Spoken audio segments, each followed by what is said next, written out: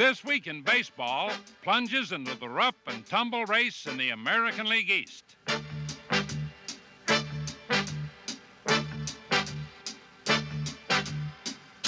The Yankees pull out a few heart stoppers.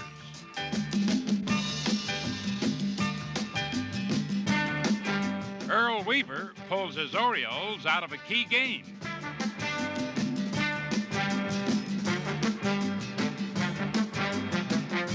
Reviewing the league leaders, National League standouts, and American League standouts.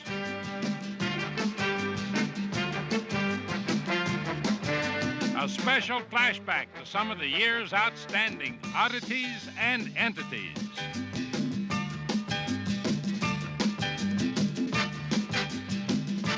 All this and more coming up on This Week in Baseball. With just days to go in the season, one race remains, and it's a classic. New York, Baltimore, and Boston again battling for supremacy in the American League East. Standing room only crowds jammed Yankee Stadium for three pressure-packed games between the Red Sox and the Yankees. Rookie Mike Paxton started game number one for the Sox, and he looked like he was accustomed to these pressure cookers.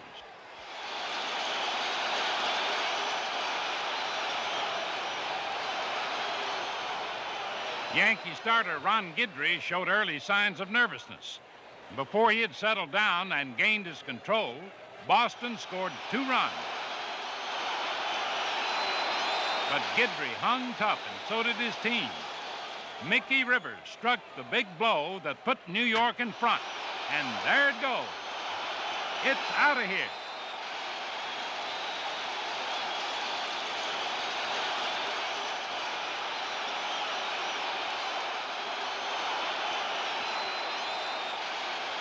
Mick the Quick had a mighty busy night. The Boston Power Company kept pushing him back to the fence. But potential homers in other parks merely became outs in the stadium.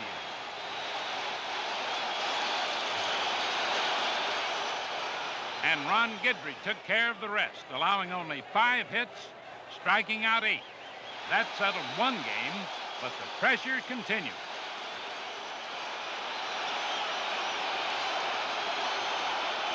Game 2, tension tuned to a fine pitch, alive with artistry on the diamond.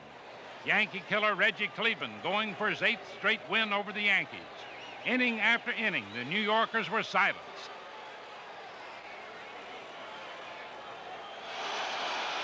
Billy Martin was concerned. And whenever Yankee did hit the ball hard, Boston's defense responded. Carl Yastrzemski, how about that? Ed Figueroa matched zeros on the scoreboard with Reggie Cleveland, but with more difficulty. The jam-packed stadium was on edge as Boston loaded the bases in the top of the 5th. No one out, and Fred Lynn at bat, but watch. A home-to-first double play. Almost out of a jam, but there's still runners on 2nd and 3rd, and Carl Yastrzemski is coming to bat. He awaits the pitch. He drills it right back to the box. Figueroa stops it the hard way. Yaz is out, and the game remains scoreless. And sharp defense kept it that way. George Scott belts one to deep right, but now watch Reggie Jackson climb a wall.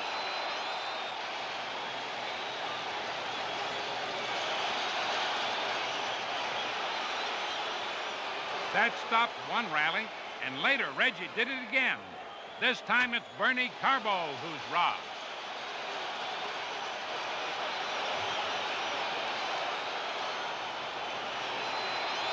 Man alive. The scoreless game finally came down to the bottom of the 9th. A battle of Reggies. Cleveland pitching to Jackson. Thurman Munson's on first after a leadoff single. Cleveland ready for the 3-2 pitch. So is Jackson. And there it goes. Deep to right center. And it's going, and it is gone. And with that dramatic game-winning homer, the Red Sox fall another game back in the standings.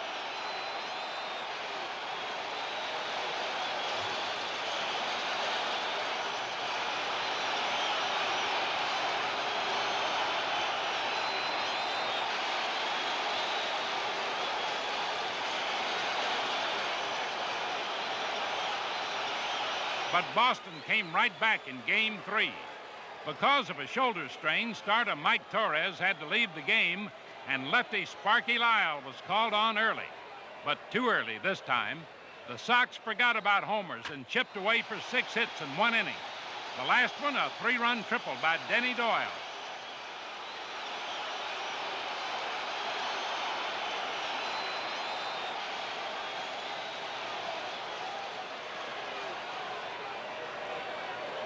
And that's all Senor Louis Tiant needed.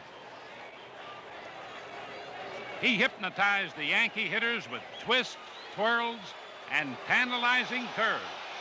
So after all the sound and fury, the race still continued.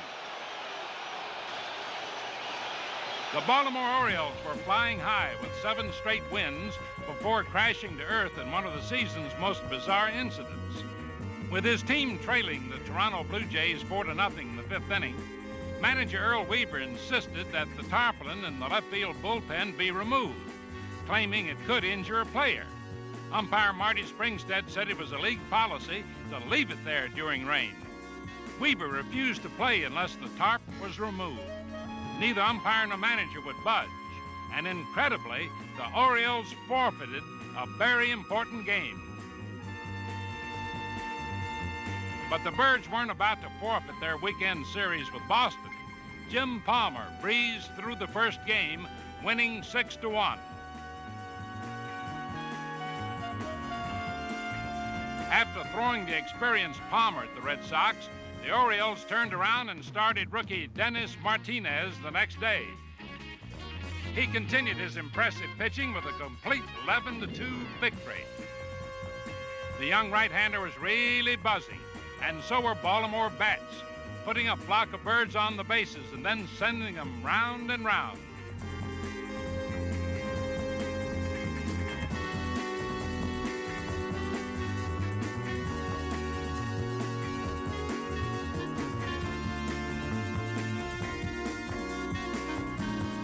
Rookie Eddie Murray topped off the walloping with 4 hits and 5 runs batted in. But Boston came back the next game with a rookie of its own, designated hitter Ted Cox.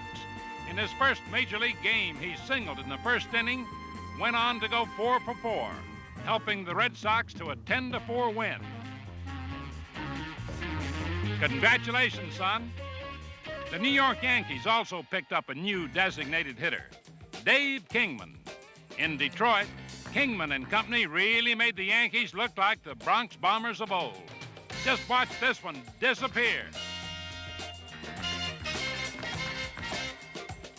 Paul Blair, filling in for the injured Mickey Rivers, won another game in the late innings in the Bronx Bomber style.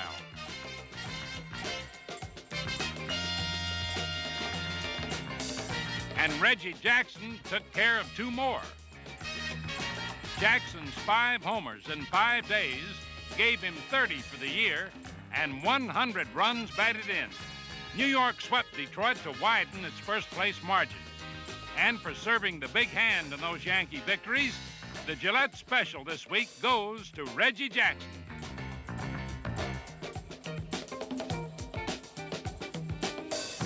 With the race still far from settled, the Yankees moved on to Fenway for 2 more games with Boston. The Red Sox were desperately scrapping to stay alive. Just watch.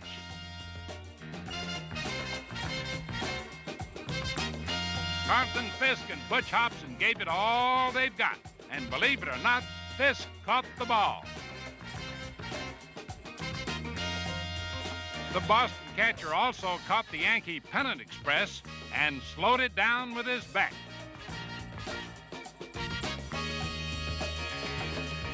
This big 3-run homer over the Green Monster led the way to a 6-3 win, much to the delight of the fantastic Fenway fans.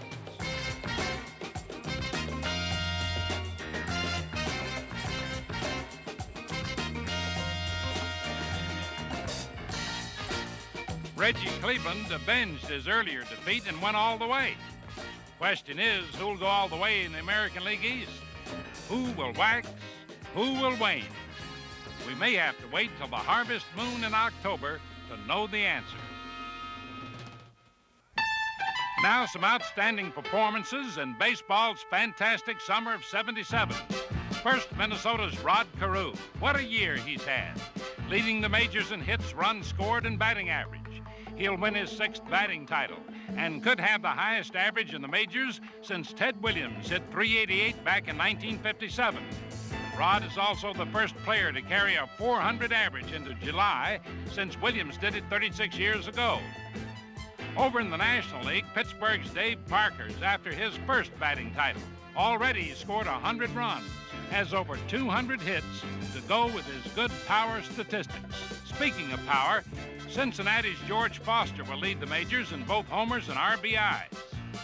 Boston's Jim Rice leads the American League in home runs and, like Foster, has a chance to become the first player since Stan Musial in 1948 to accumulate 400 total bases.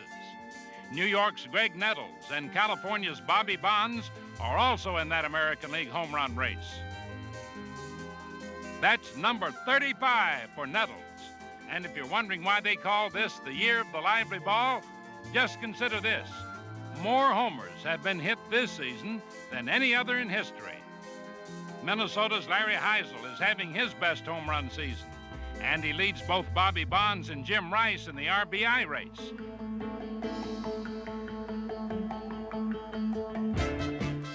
Should Larry lead the league in runs batted in this year, it would be his first title.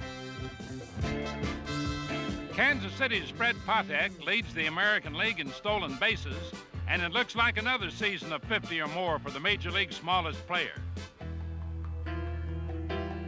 Frank Tavares of the Pirates leads the National League in stolen bases, 58 last year.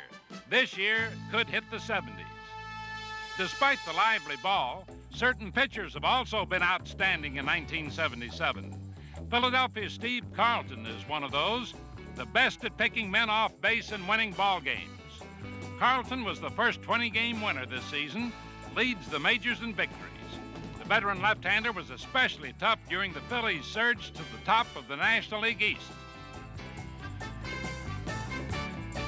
The top winner in the American League is California's Nolan Ryan, the 5th year in which the famed Ryan Express has struck out over 300 batters. No one else has done this. Not even Sandy Koufax or Bob Feller. We know about your fastball, Nolan. Now show us your curve. Attaboy. Nolan keeps on rolling. The Cubs' Rick Reuschel was quite a surprise this season. He became a 20-game winner for the first time and was twice selected National League Pitcher of the Month. It's no surprise that Cincinnati's Tom Seaver is aiming for 20 wins. This week he picked up his 200th career victory and has a chance to break a Major League record with 10 seasons of over 200 strikeouts. When discussing pitchers, let's not forget the men who rescue those starting hurlers day after day. This has surely been the year of the reliever, featuring a remarkable number of bullpenners who could all compete for Cy Young honors. Boston's Bill Campbell has been indispensable. He's won 12 games, saved 27 more. Without Campbell, the Red Sox wouldn't be close to a pennant race.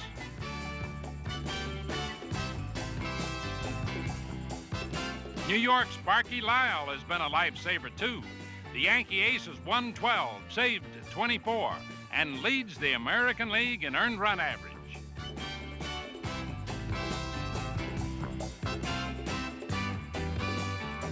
Minnesota's Tom Johnson tops all relief specialists in the win column with 16, and he has a chance to tie the Major League record of 18 victories set by Pittsburgh's Roy Face some 2 decades ago.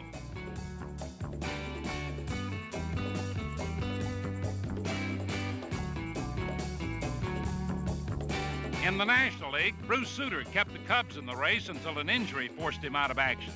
Even with that injury, he's compiled the remarkable total of 28 saves. San Diego's Raleigh Fingers leads all relievers with 33 saves, and this year is no fluke. Since 1971, the Padre right-hander has saved 155 games. The pitcher with the Major League's best ERA is Pittsburgh's Rich Gossage. He's averaging better than 1 strikeout per inning. Even more amazing is the fact that he's allowed fewer than 6 hits per 9 innings of work, close to a major league record. For the Goose, it's been quite a comeback season, just as it has been for White Sox third baseman Eric Soderholm, who missed all of '76, and many thought he wouldn't play again. The Sox thought otherwise, signed him as an unheralded free agent, and Soderholm has responded with a big year, including 23 home runs.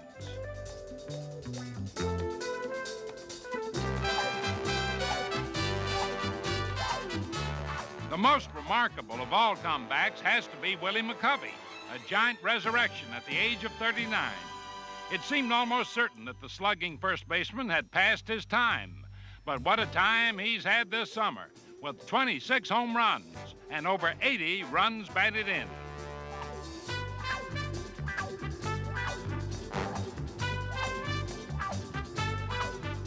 '77 is also a record-breaking year. Pete Rose took care of one earlier this season with this base hit against the Cardinals, which gave him the most lifetime hits by a switch hitter. Now Pete's after something bigger. He's closing in on his 9th 200-hit season and threatens to tie Ty Cobb's career mark. Of course, Ty Cobb had an even bigger record broken last month when Lou Brock stole base number 893. Go, Lou! And that has to rate as the #1 achievement of the year on the playing field.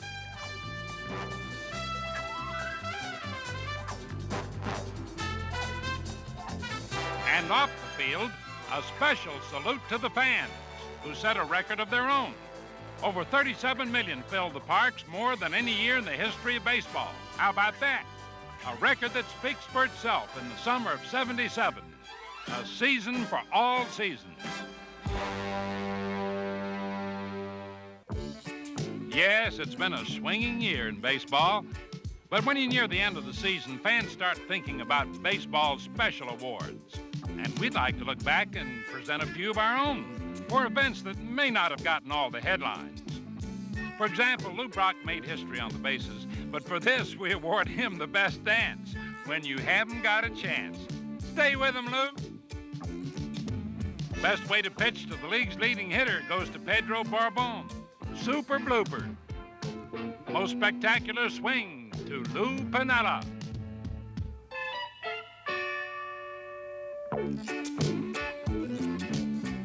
Wildest way to be knocked out of the box. Odell Jones. Odell wins another citation, this one for just about the silliest thing we've ever seen. He's getting ready to put everything he's got on this pitch. Just watch him. How about that? And now, the best swim stroke in the outfield. It goes to Larry Heisel.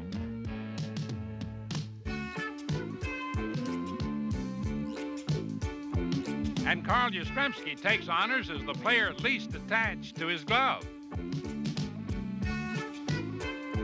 And the player with the best cause to cry foul, Dan Dreesen.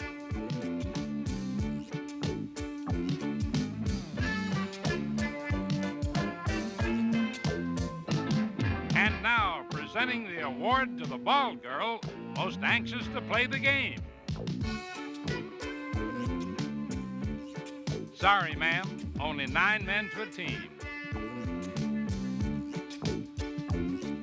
Next, the best disappearing act by a baseball. Where in the world is it? Well, we'll show you. The scoreboard is stuck with it. Ouch! Manager Earl Weaver easily wins the award for the best rejection of an ejection. You tell 'em, Earl. Attaboy. And finally, the award for most confusion and profusion, Giants and Pirates, where the second baseman finally makes the relay from the fence. Everyone misses it, allowing the hitter to come all the way home, where the umpire calls him out, although the catcher really dropped the ball, which he picks up as if he had it all the time. Meanwhile, another umpire enters, says the man is safe, much to the disbelief of the Pirates, who should never have allowed the man to get to first in the first place. Is that clear, everyone? Well, if not, we've had a very clear choice for the best defensive play we've seen this year. It belongs to Boston's Fred Lynn, and if you missed it, watch it now. And that, ladies and gentlemen, is baseball 1977, a very good year. Until next season rolls around, this is Mel Allen saying, so long, everybody.